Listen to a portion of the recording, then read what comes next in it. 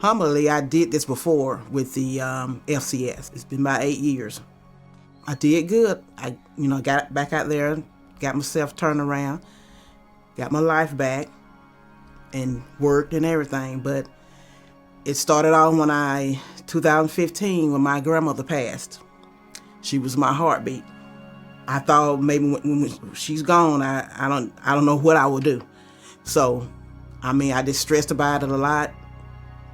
And I never went and talked to anyone about it, just what was going on.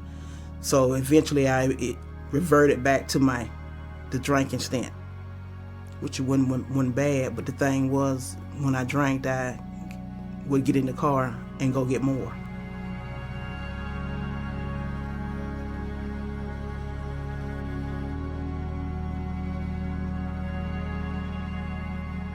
You do make mistakes in life, but you don't want to make the kind of mistake where you're gonna, hurt yourself or someone else in the process. And that's something that I have learned throughout this journey. Before I got into the program, I was basically struggling. I had lost a couple of family members, which led me to drink and do drug use more often. Then I caught the charges, and I got into the program.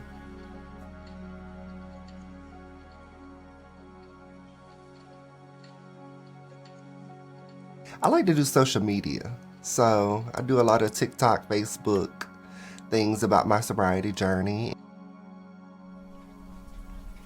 Hey besties, it's another day. It is 562 days of sobriety. Thank y'all for just coming through every day, showing me love and support. And I hope that y'all have a blessed week. My favorite part of doing social media is connecting with my peoples on my social media. Like, we all have same type of feelings, the same type of connections when it comes to my story. I like to see the positive impact that I'm, broadcasting on my social medias. Makes it,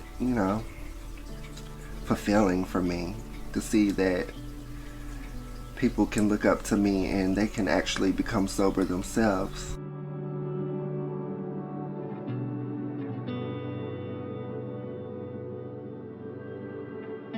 Usually I'm always listening to myself. I don't worry about, what somebody else is saying, but I think this time around I paid more attention to what I'm doing. I'm coming up with this podcast thing for Sober and Sobriety. Let's talk recovery. Namely, I want to talk sobriety. I want to talk people's, recovery. So I just went and started Googling, the sobriety signs and colors. So the Phoenix, but I know one of them is a triangle, and another one looks like a little medallion. So I, come up with the little phrases to go on here. And I'm going to eventually do the wristbands that goes with the shirts, the sobriety colors.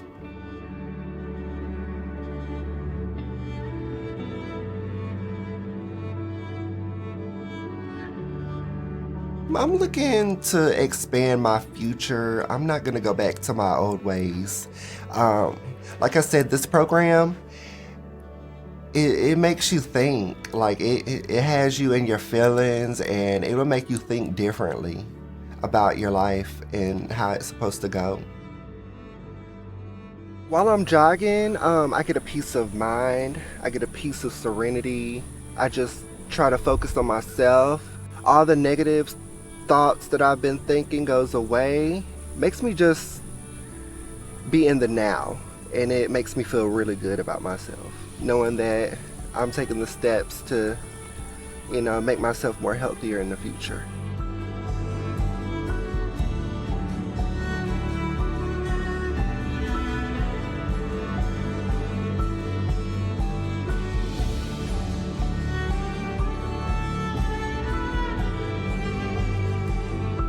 I wish I could have told myself, hey, you don't need to go down this road again. You've been there before.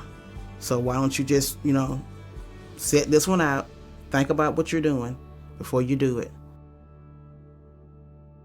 I'm glad that it happened the way it happened. Nobody's happy when they get caught, but I'm so glad it did happen that way, because it's teaching me that I am getting older and have children and a grandson. And so I want to not have that background as a mother that's always being arrested for DUI. I want to be known for something else.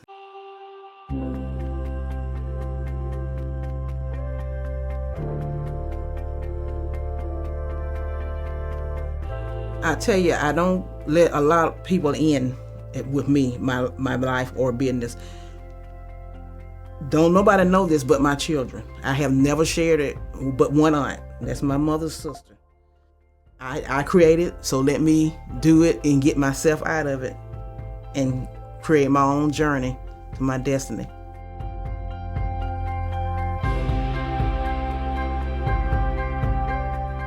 Seen where I've come, like they seen me sick, struggling the past couple of weeks, months, and then it's an inspiration to them.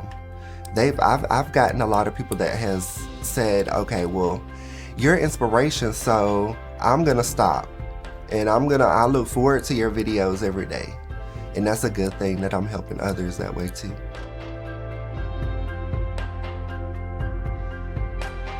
I was so used to succumbing my feelings to getting high or sipping or something like that. I had to find other ways to cope. So I had to make amends with some of my family members that I hadn't talked to in years. And some of these people that I had to let go because of their habits. I had to build up a new boundary for myself. It's worked so far. Me doing what's right for me and putting me first has finally, made me feel happy about myself.